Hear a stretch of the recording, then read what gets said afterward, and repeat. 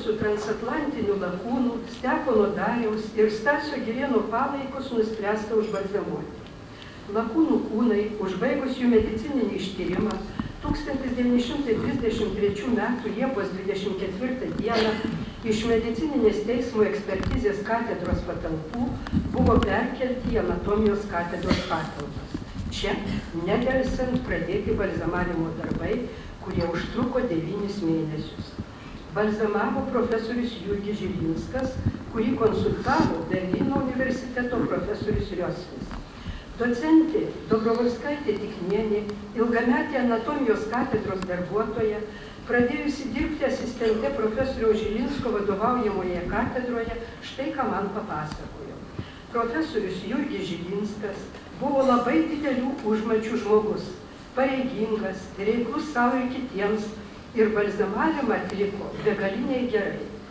Profesorius labai apgailestavo, kad į jo rankas patekę katastrofos metu smarkiai sužaloti Dariaus ir Girėno kūnai dar buvo paveikti didelių pomirtinių pakitimų, nes po jų žuvimo buvo praėjusios net 7 paros ir vasaros karščiai labai jiems pakenkė.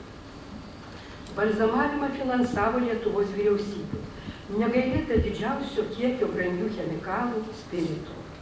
Kol lakūnų kūnai buvo konservuojami specialiuose tirpaluose voniuose, profesorius Žilinskas išsiuntė į Čekoslovakijos sostinę Prahą 2 savo darbuotojus, Paprocką ir Kronikaitę, sužinoti balzamavimo meno paslaptis.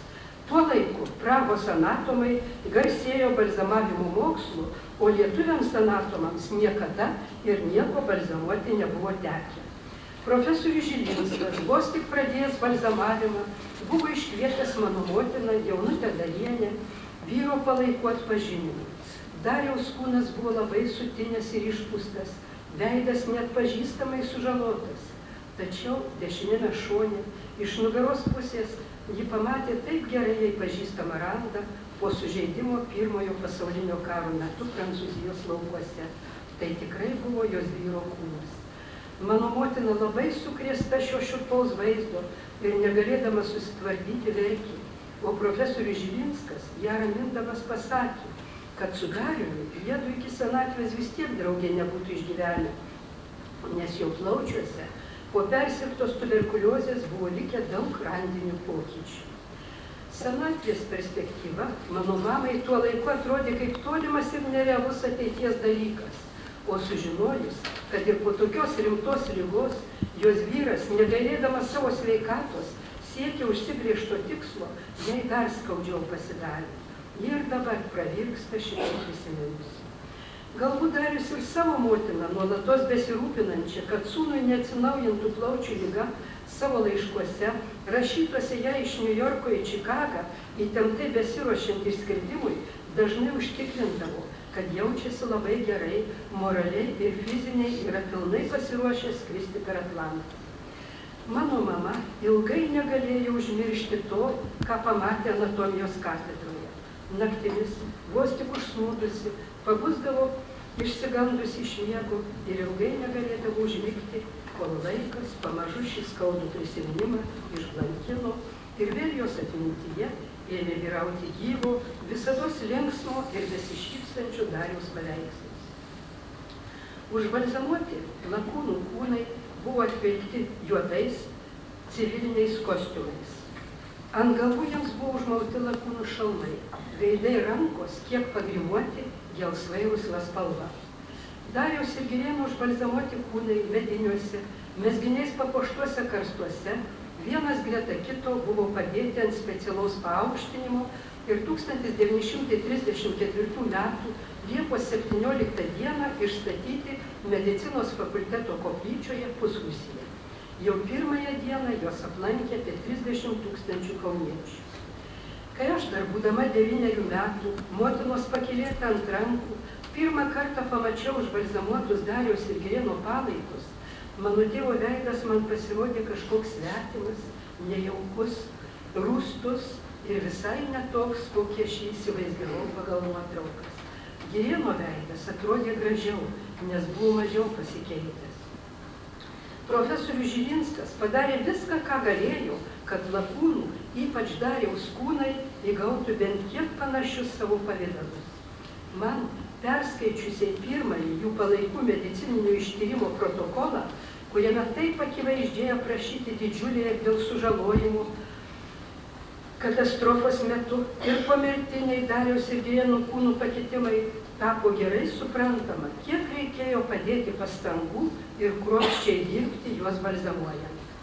Komisija, sudaryta iš Kauno universiteto medicinos fakulteto profesorių Lašo, Raudonikio, Vintelerio ir gydytojo Ingelevičiaus, 37 metų kovo 11-13 dienomis patikrino balzamavimą ir rado, kad jis atliktas labai gerai, jokių gedimo žymių mumijose nepastebėta.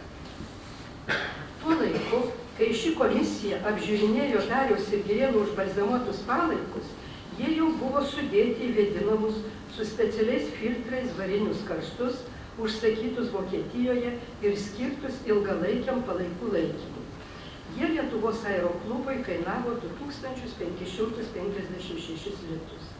Šie variniai karstai, o taip pat dvigubi ąžuoliniai, o viduje cinkuotos skardos karstai, kuriuose buvo atgabenti transatlantinių lakūnų palaikai iš Vokietijos, dabar saugomi Kauno visuomeniniame aviacijos muziejuje.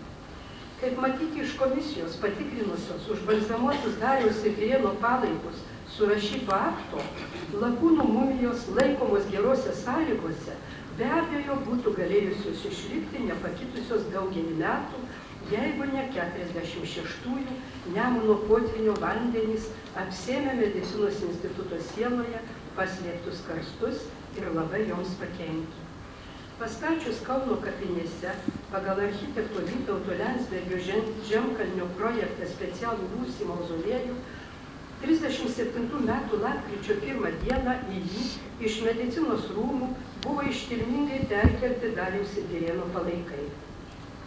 Perkelimo iškilmėse kalbėjo Lietuvos aeroklubo pirmininkas profesorius Zigmas Žemaitis, dalyvavo aviacijos viršininkas generolas Antanas Gustaitis, civiliniai lakūnai su šeimomis ir didelė minia žmonių. Nustatytomis valandomis buvo leidžiama lankyti Dariaus ir Girėno mauzoliejų. Ir mudvi su mama esame ne kartą, pasinaudodamos tomis valandomis, aplankę tėvo ir jo draugo užbalzamuotus palaikus. Jie ten išgulėjo 3 metus. Prisimenu, paskutiniaisiais jų buvimo mauzoliejuje metais mes pastebėjome apie mumijų lūpas ploną balkšvą pelėsių sluoksnelį, matyti atsiradusi dėl nepakankamai geros ventiliacijos ar temperatūrinių svyravimų. 40 metų gruodžio 17 dieną Dariaus ir Girėno užbalzamuoti palaikai vėl buvo perkelti į medicinos rūmų koplyčią. Šią datą liudija sąskaita, pagal kurią Dariaus ir Girėno komiteto pirmininkas Tomas Zauka Valioniui sumokėjo už palaikų pervežimą 25 rublius. Docentė Doborovskaitė tik neprisimena, kad vokiečių okupacijos metais koplyčioje dažnai apsilankydavo ir labai rūpinosi Dariaus ir Girėno palaikais vidutinio amžiaus neaukštas žmogus juoda smaila barzdele. Kaip vėliau paaiškėjo, tai buvo Lietuvos aeroklubo Dariaus ir Girėno komiteto pirmininkas lakūnas Tomas Zauka. Jis rūpestingai sekė, ar vokiečiai nieko blogo nepadarė transatlantinių lakūnų palaikams. Docentė žodžiais tariant, tiek meilės ir tiek širdies mūsų didvyriams dar niekas nebuvo parodęs. Ji pasakojo, baigiantis karui ir frontui artėjant prie Lietuvos sienų, vokiečiai stengėsi viską, ką tik gali išvežti iš medicinos rūmų. Nemune, Karmelitų užutėkį stovėjo garlaivis, į kurį vokiečiai ir krovė visus naudingus daiktus. Buvo jie užsukę į koplyčią, kur ilsėjosi lakūnų palaikai variniuose karstuose. Bijant, kad vokiečiai nesusiviliotų karstų variu ir nesunaikintų Dariaus ir Girėno mumijų, o taip pat, gresiant jų sunaikinimui dėl artėjančio fronto veiksmų, buvo nutarta užbalzamuotus lakūnų palaikus paslėpti. Tomas Zauka tuo klausimu tarėsi su medicinos fakulteto profesoriais Lašu ir Masalskiu. Jiems pritarus, Tomas Zauka, profesorius Benediktas Šiaulis, elektrikas Pranas Rauba, kūrikas Vladas Beržinskas, ir teismo medicinos ekspertizės darbuotojas Jonas Štrupkus su žmona 44 metų kovo 18 dienos naktį paslėpė Dariaus ir Girėno palaikus. Vakare, kai visi sumigo, kalėjimo gatvele iš kiemo pusės vežimu buvo atvežtos plytos ir kalkės, statybinės medžiagos suneštos į Rūsį. Visa tai buvo atliekama slaptai, skubiai ir tyliai, nes Kauno universitetą tuo laiku vokiečiai buvo uždarę. Medicinos fakultetas buvo tuščias ir kapinynas. Vokiečių sargybinis stovėjo prie rūmų fasadų, o viduje, netoli lauko durų, viename kambaryje buvo įrengta sargybos būstinė ir ilsėjosi pamaina. Karstai su palaikais buvo užmūryti sienos nišoje Rūsyje prie katilinės, ne per daug toli nuo pusrūsyje esančios koplyčios, kurios durys atskirtos koridorium yra tiesiai priešais laiptus į Rūsį. Pirmas iš koplytėlės buvo paimtas, nuneštas į Rūsį ir išilgai prie sienos priglaustas Dariaus karstas. Virš jo atsargiai padėtas Girėnui, nes vietos siauroje nišoje te užteko vienam karstui. Abu karstus Štrupkienė uždengė fioretinė juoda gedulo vėliava. Pradėtas skubus palaikų užmūrimo darbas.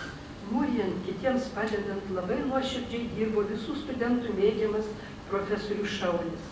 Jis, kaip ir kiti slėpusieji palaikus, išskyrus Tomą Zauką, tuo laiku gyveno medicinos rūmuose. Profesorius Šaulis labai jautriai išgyveno tragišką lakūnų mirtį.